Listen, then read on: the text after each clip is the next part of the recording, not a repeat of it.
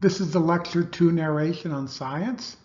And the first slide says, science doesn't care what you believe, truth, facts, evidence. This is a march in Australia for science.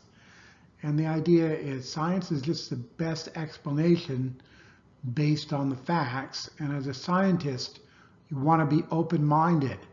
And as new facts come in, as the evidence changes, you want the story to change or your ideas to change to explain the phenomena. So part of a non-majors course, we want you to understand what science is. So give a natural phenomena that can be studied by science and one that cannot. List and explain what makes a good scientific experiment. All right, so science attempts to understand the world around us, the natural world. So not the supernatural, not ghosts, not the existence of God, things that we can explain with our own observation and with experimentation. Okay, that's what science can do. A hypothesis is a tentative explanation based on our current knowledge, and hypotheses are testable by experimentation and observation. And so if it can't be tested with experimentation and observation, it doesn't mean it's not important, it just means it's not science.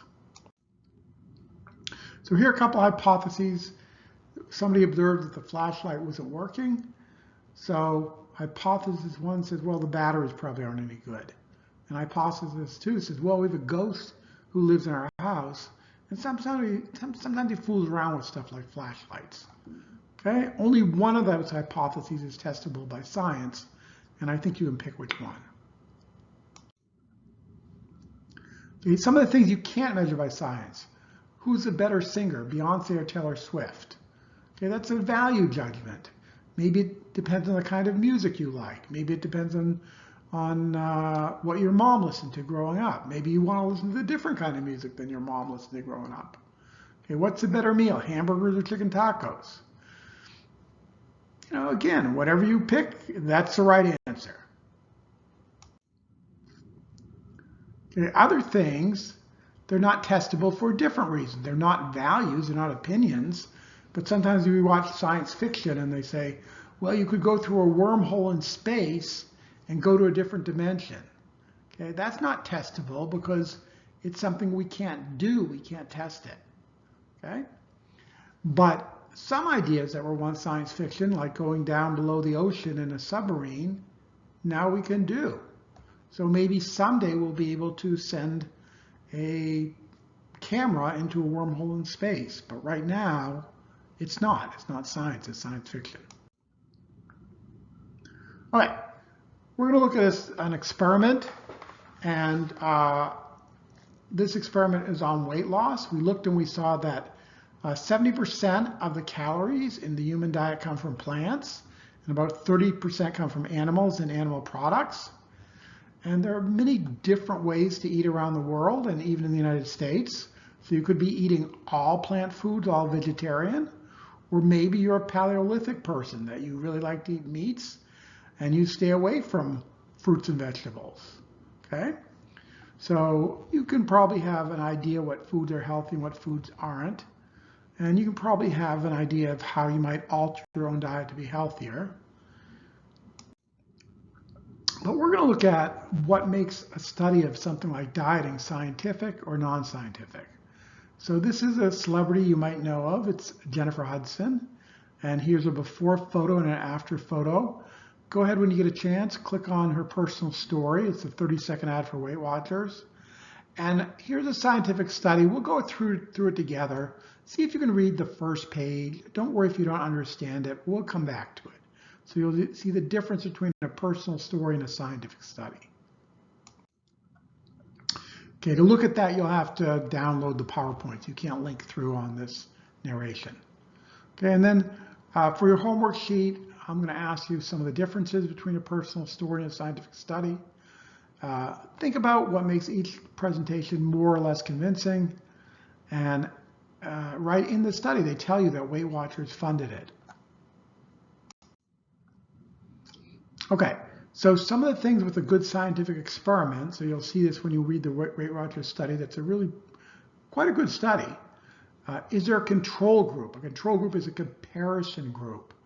Okay, so if you only do the experimental group and they lose 20 pounds, and you don't have a group that's dieting on their own, you don't know, did Weight Watchers really help, or could you do that on your own?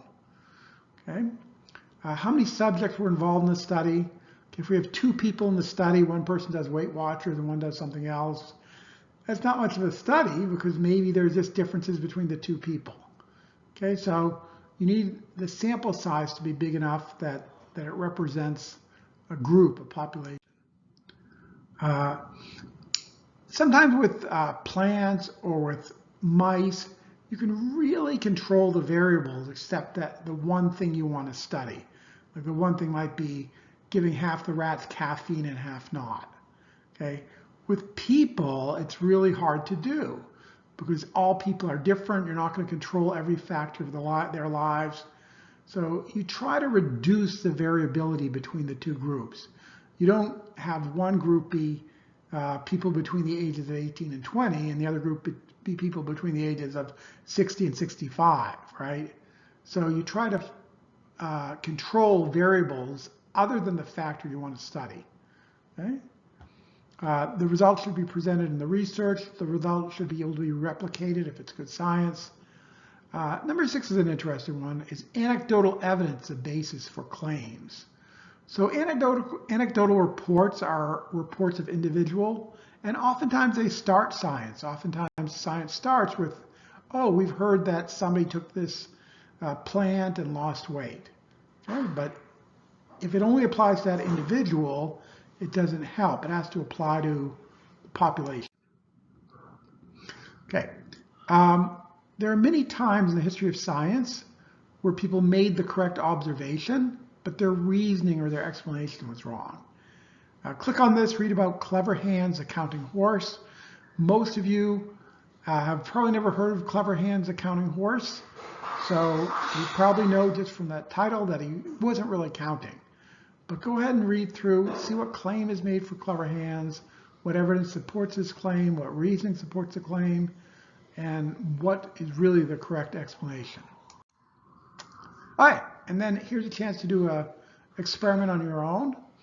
We're going to do an experiment to see if telepathy is real. Telepathy is that you can communicate with your mind and send messages with your mind. Okay, so because it can be studied experimentally, it is something that can be tested by science. All right, so here's the experiment you're going to do. Pick out 8 common objects. Maybe they're a set of keys, maybe if you're in a kitchen, a knife, fork, spoon. Put them on the counter, and then you need a person to work with. And you'll be the sender, and they'll be the receiver. Show the person the objects. If there are a few people, you're going to hold up each of the objects. And then write down what you're going to pick out so they know you're not cheating, that you don't just pick out, say, they say, oh, there was a set of keys, and you say, yes. Well, how do I know it was really a set of keys? So write down what you're going to pick out.